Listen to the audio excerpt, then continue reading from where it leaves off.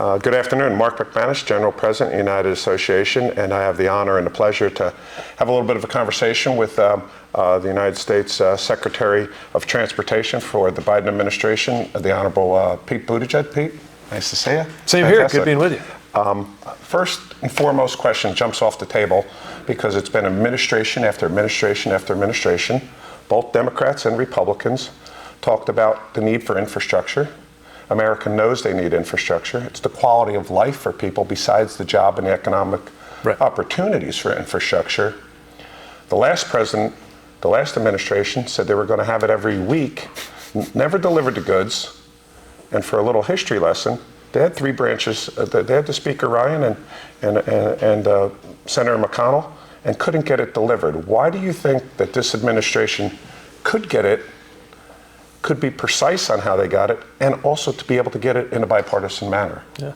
Well, first of all, we got a president who keeps his promises, and he's very serious about following through on what he says he'll do.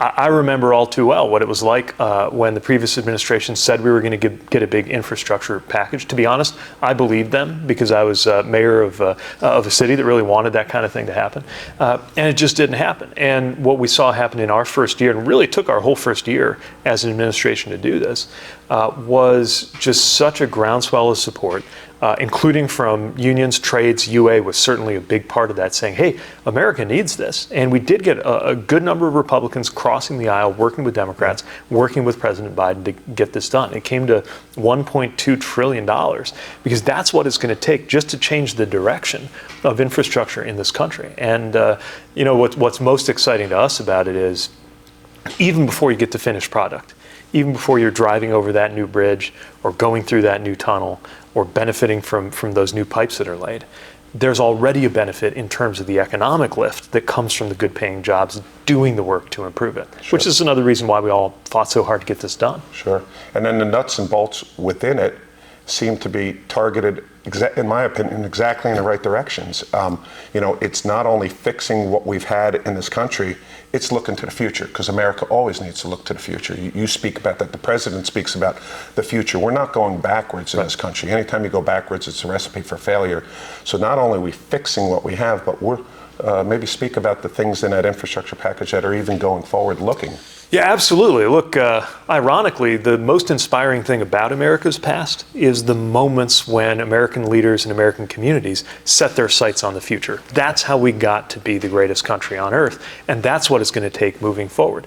You look at the work that's going on across the Department of Energy and the Department of Transportation, too. Our Pipeline Hazardous Material Safety Administration working with DOE on things like hydrogen and CO2 that weren't even in the picture in the Eisenhower years, the last time they were doing big infrastructure push, because we know, that set of newer but very much clear and present technologies, energy sources, that's going to require a lot of work, a lot of infrastructure, a lot of that when it comes to the pipeline side of the house. And if we don't move in that direction, we're going to be left behind. And it is a fiercely competitive time. I can tell you, over in China, they are pushing in all of these. They're doing all of those clean energy strategies for the future on top of what they've been doing this whole time. Not because they're big environmentalists over there, but because they see the economic power in that. We see the economic power in that too, and we want to make sure it's America winning. Yeah.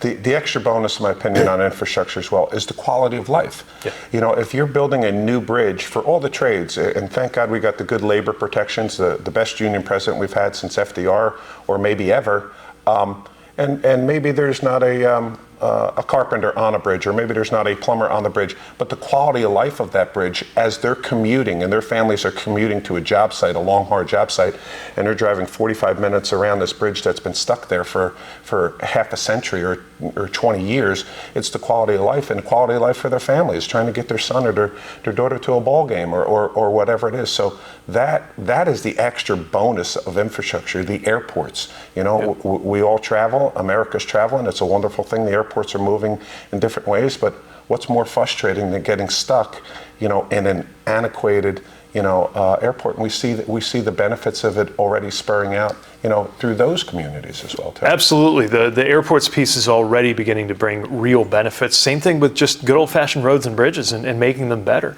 Yeah. I know how much so many of your members travel to get to work sites. And, this has a whole new level of meaning to me now that I've become a parent. Our kids are about 2.5 years old now. Every minute counts that you can be with your kids. And I talk to so many workers who get caught up in traffic jams and other issues because we haven't made those investments over the years. You've already got a long way to go to a work site, and then a bridge is out. You got to go around. Sometimes it's a long, long way to the next alternative route. That's actually chipping away, not just at your time and your money as you're sitting there burning gas maybe. It's chipping away your ability to be present as a parent in your family.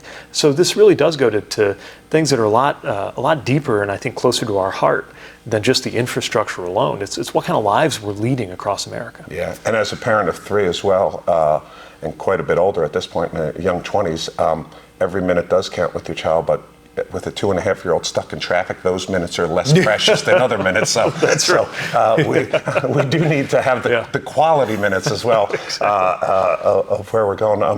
One last thing, maybe, your stellar record as a mayor, and you spoke on it just a little bit.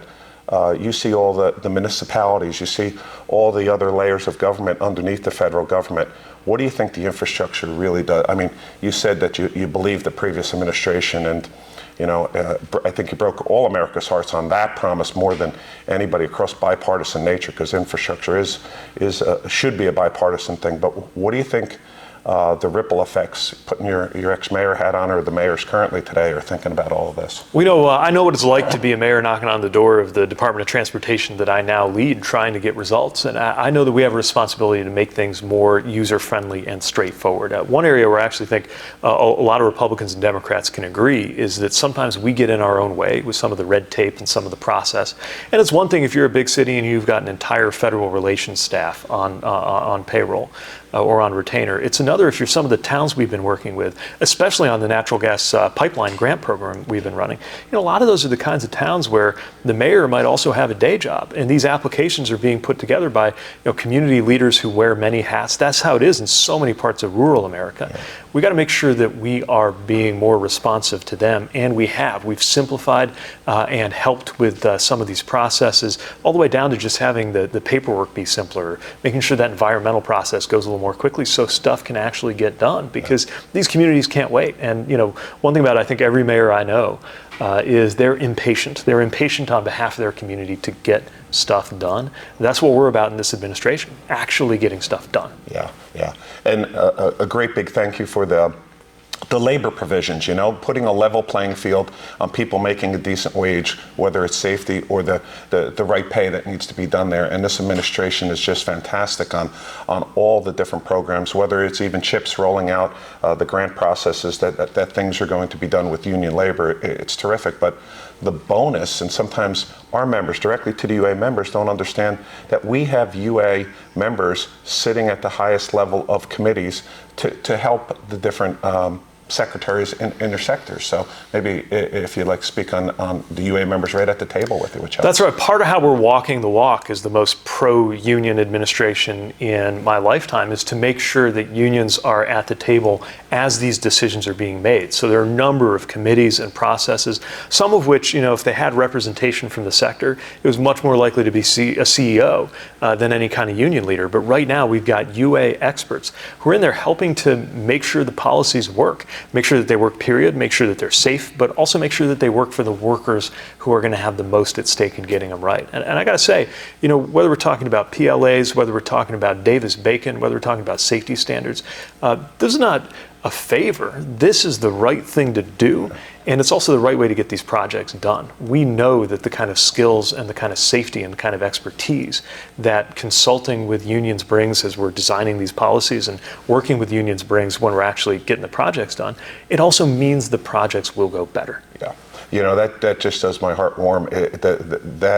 That statement that you just said is wonderful because you understand it, but the bonus is you actually deliver on that. Lots of politicians can say, and different administrations on both sides of the aisle can speak to the audience that they want an applause line to or do that. But then when you follow up with the exact policies of delivering that, and no administration in my lifetime has delivered on those policies of backing up and explaining why you're doing, because you're getting quality, you're getting on time, you're getting good safety records. We're looking after mental health on the job. Yep. We're diversity. We're diverse in the UA's scope of work that we get to do, Secretary, but we're diverse in our workforce, and that's our biggest blessing. The more we look like the cities we represent, the better it is for middle America going up. And the president speaks about, building it from the middle out, which is just terrific. But I appreciate spending a couple minutes with us and talking to the UA members. If you have a closing word or final word to the members of the UA, we'd appreciate that. I mean, appreciate being able to speak with you. And the other thing is I came here with a lot of thank yous. I want to make sure I thank